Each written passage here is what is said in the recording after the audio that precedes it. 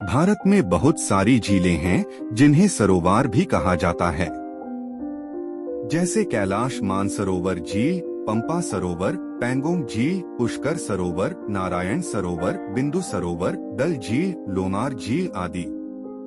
भारत में ऐसी कई झीलें या ताल हैं जो कि बहुत ही रहस्यमयी है। उत्तराखंड की रहस्यमयी रूपकुंड झील के बारे में कई किस्से हैं।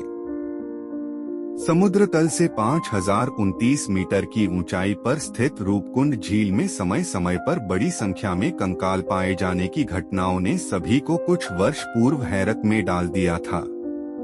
झील के आसपास यहाँ वहाँ बिखरे कंकालों की वजह से इसे कंकाल झील अथवा रहस्यमयी झील भी कहा जाने लगा था।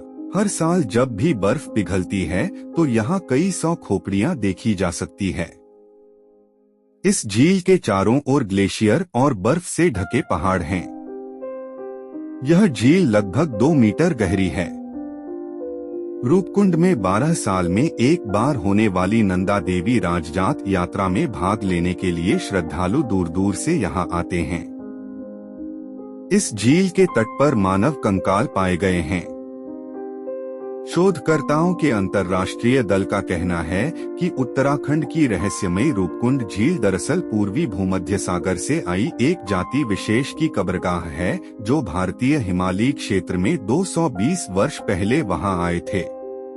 शोधकर्ताओं ने नेचर कम्युनिकेशंस जर्नल में प्रकाशित एक अध्ययन में कहा है कि रूपकुंड झील में जो कंकाल मिले हैं वे आनुवंशिक रूप से अत्यधिक विशिष्ट समूह के लोगों के हैं जो 1000 साल के अंतराल में कम से कम 2 घटनाओं में मारे गए थे। शोधकर्ताओं का मानना है कि 7 से 10 शताब्दी के बीच भारतीय मूल के लोग अलग अलग घटनाओं में रूपकुंड में मारे गए, परंतु अब भी यह स्पष्ट नहीं है कि ये लोग रूपकुंड झील क्यों आए थे और उनकी मौत कैसे हुई। हालांकि कुछ शोधकर्ताओं का कहना है कि झील के पास मिले लगभग 200 कंकाल जो मिले हैं वो लगभग 9वीं सदी के आसपास के उन भारतीय आदिवासियों के हैं जो ओले की आंधी में मारे गए थे। इन कंकालों को सबसे पहले साल 1942 में ब्रिटिश फॉरेस्ट गार्ड ने देखा था। तब यह माना जा रहा था कि यह नर कंकाल उन जापानी सैनिकों के थे जो द्वितीय विश्व युद्ध के दौरान इस रास्ते से गुजर रहे थे।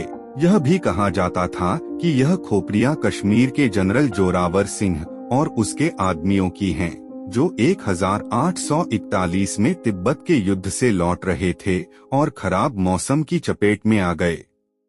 ऐसा भी कहा जाता था कि ये लोग किसी संक्रामक रोग की चपेट में आ गए होंगे या फिर तालाब के पास आत्महत्या की कोई योजना बनाई होगी।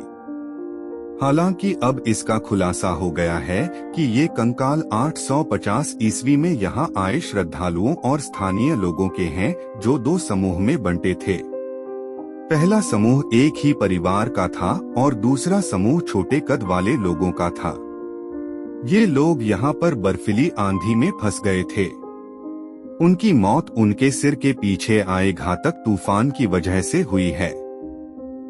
खोपड़ियों के फ्रैक्चर के अध्ययन के बाद पता चला है कि मरने वाले लोगों के ऊपर क्रिकेट की गेंद जैसे बड़े ओले गिरे थे।